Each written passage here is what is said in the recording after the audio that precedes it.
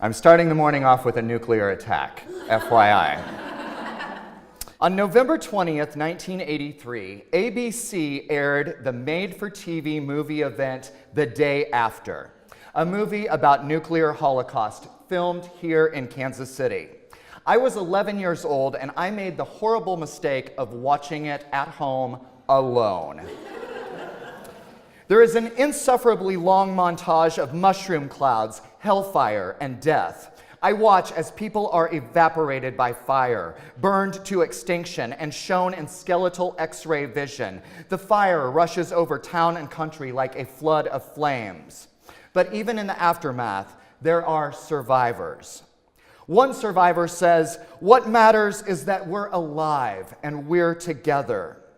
In this fallout, they've taken to stacking corpses in mass burial sites and building makeshift encampments out of plastic sheeting and duct tape. People have resorted to looting, hijacking, rape, murder, and cannibalism. There may not be food or water or electricity, but there are still cigarettes. A doctor pulls a drag on his cig and says, "We're lucky to be alive." Another says, "We'll just see how lucky that is." Someone else in the room says, "Hiroshima was peanuts." Seeing this movie at a young age profoundly fucked my life. Like any pubescent, I was already sensitive, dramatic, and hormonal, but now I was also panicked, hysterical, and afraid. For months after seeing this movie, I was prone to breaking into fits and tears when we passed by roadside nuclear silos, or even when I would see nuclear warheads on television. I lived in perpetual fear of nuclear aftermath, which for a tween is a lot to take on, okay? The United States was in a nuclear arms race with Russia. AIDS had appeared out of nowhere, and its surrounding hysteria was spreading. This and the fact that I was in the 7th grade, which is in and of itself its own terror event, this was mortifying. I knew then that I would not want to survive an apocalypse or even live in a post-apocalyptic world. For God's sake, I don't even like it when the electricity goes out. If and when the world falls down, I plan on falling down with it. I'll take it as it comes, and I will go with the flow. I'm not a survivalist. I am not a doomsday prepper, because really, that just seems like a lot of work for very little payoff. Why would I want to live where only the fittest survived, where we would learn to subsist on radioactive cans of cat food, pork and beans, roadkill, or dead relatives? No, thank you. Part of being a survivor is overcoming something, finding the resilience, determination, or health to carry on, to endure despite all that endangers us. And in this respect, I guess I am a survivor. And the fact that you are here now with me today shows that you are as well. We will survive until we don't. Anything can happen at any time, and that's the good news, and that's the bad news. Growing up in Lewisburg, Kansas, on a farm, I lived in danger. The farm is a microcosm of life and its counterpart, death. From birth to death, from seed to harvest, the complete cycle of life is apparent and experiential, and there's a real danger to that. On the farm, accidents happened, and danger was ever present. My brother Steve worked on a hay crew and was headed southbound on Rockville Road when he was T-boned by brothers Rocky and Bubba Cush and thrown out of the back of the truck, skidding down the gravel road, scraping his entire torso until it was medium rare. One other time, Steve was pulling a land leveler over a waterway on our farm. The 20-foot-long leveler hit a snag and popped up onto the tractor, pinning Steve's head between the steering wheel and the pipe of the leveler. He recalls, "If I wouldn't have pushed the clutch on the tractor, my head would have squashed like a zit." I have watched as my father was charged at and tossed into the air by mama calves protecting their newborn calves. I've seen the combine fall off the jack and onto my father's head while he worked to change the tire. Our neighbor, Mr. Good, was trapped and nearly suffocated by falling grain in the silo. My own Uncle Edward died just a few years ago while spraying for thistles from his four-wheeler, which ended up falling over near a creek bed and pinning him underneath and drowning him in its shallow waters. Life and death, seed and harvest. It's a sunny day in May of 1990 when we walk the pomp and circumstance down to the track to where my graduating class sits in fold-out chairs. Reverend Lane Bailey of the First Methodist Church steps up to the podium to deliver our keynote address. Lewisburg class of 1990, you are mortal. You will die. We snicker in disbelief. We are timeless. We are invincible. We are the high. We are the mighty. We are the class of 1990. The only thing we know in this life is that we will die, he continued. Statistically, 5 of you will be killed by drunk drivers, he pointed over to some of us. To others of us, 10 of you will die by overdose. 4 will be victims of domestic violence. 3 will die of homicide, and 2 will die of AIDS. So on and so on. I don't remember what else he said, just, you are mortal. You will die. And I am mortal, and I will die, and spoiler alert, so will you. I'm glad to say that I'm alive, but I've nearly died many times. Many more than I care to admit. I've nearly drowned 4 different times at a swimming pool, in 2 different lakes, and once caught in the undertow of the rushing Colorado River. I have cut off the tips of all 10 of my fingers in a fan at the age of 4. I have locked myself in an old latch door refrigerator while playing hide and seek with my imaginary friend.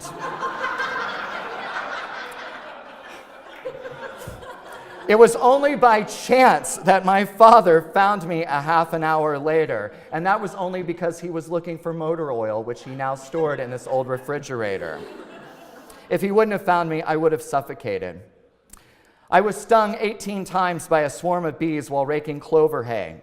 I fell asleep at the wheel driving home down a country road late at night and rolled my car into a wheat field before crawling out of the broken window and running 1.5 miles to the nearest neighbor's house when I was 16. My life has been threatened, and in my early 30s, I was kidnapped. I have also considered suicide. But most frightening was the most recent time I nearly died, just over a year ago, and I died here in this museum, choking on a piece of steak. Quick story, I had just gotten my new braces, smile. I'd got them installed and was working a shift here as a caterer when I snuck a quick bite of flank steak. And not yet adjusting to the braces, I swallowed the meat whole and began to choke. I couldn't speak, I couldn't breathe. I stood in the kitchen and flailed my arms about, unable to make a sound, before one of the other caterers recognized what was happening and gave me the Heimlich, and I spit up the steak. Time froze in paralysis, and it was several minutes before I could even muster a breath to whisper, "Thank you for saving my life," to my coworker, Susan, who's here today.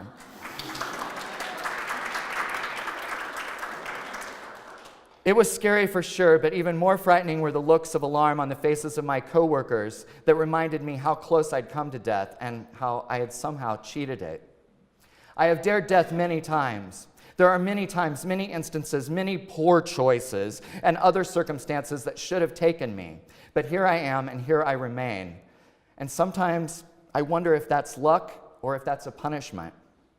In summers throughout college, I worked for the Central City Opera.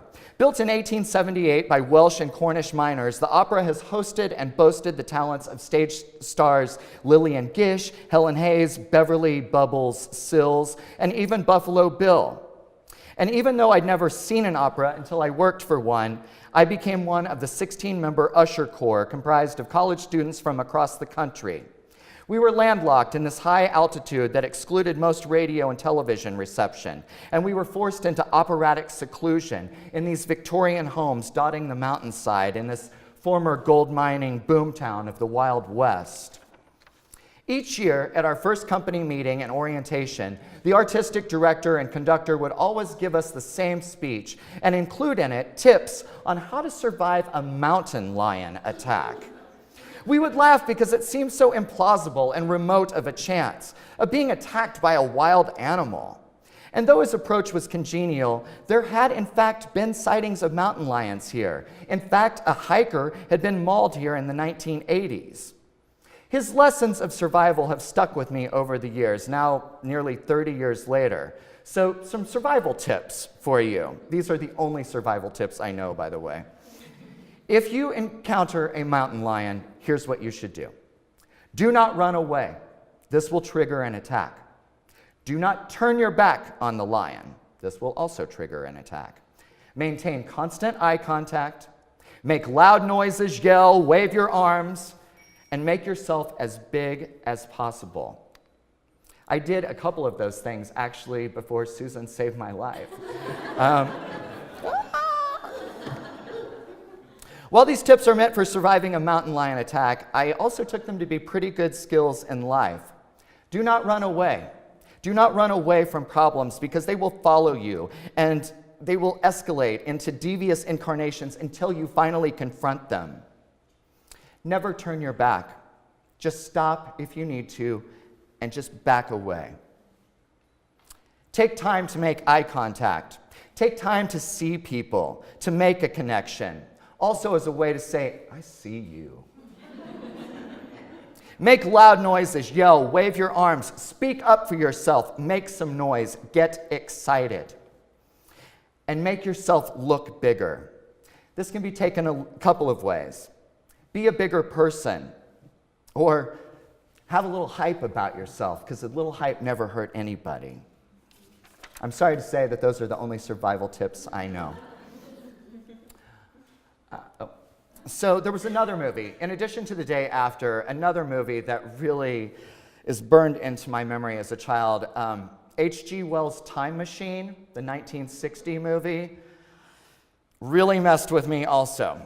It was made in 1960, and it used to play often on Saturday afternoons on Channel 41. And just like I'd seen in The Day After, the Time Machine depicted nuclear holocaust as inevitable, inescapable. They projected that it would happen sometime in the mid-1960s. In this movie, Rod Taylor travels past the Holocaust, the wars, and transports himself far, far into the future from the turn of 20th century America.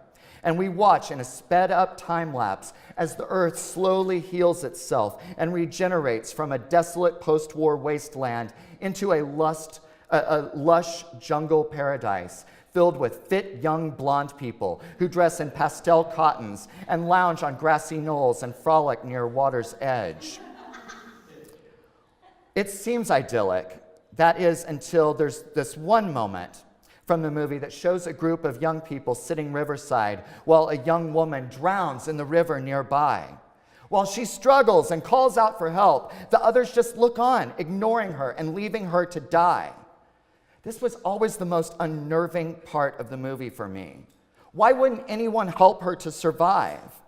And then a siren sounds in this paradise, and the blondes all line up and march in single file lines to a temple where they just offer themselves up as sacrifices to this hungry, cannibalistic overlord.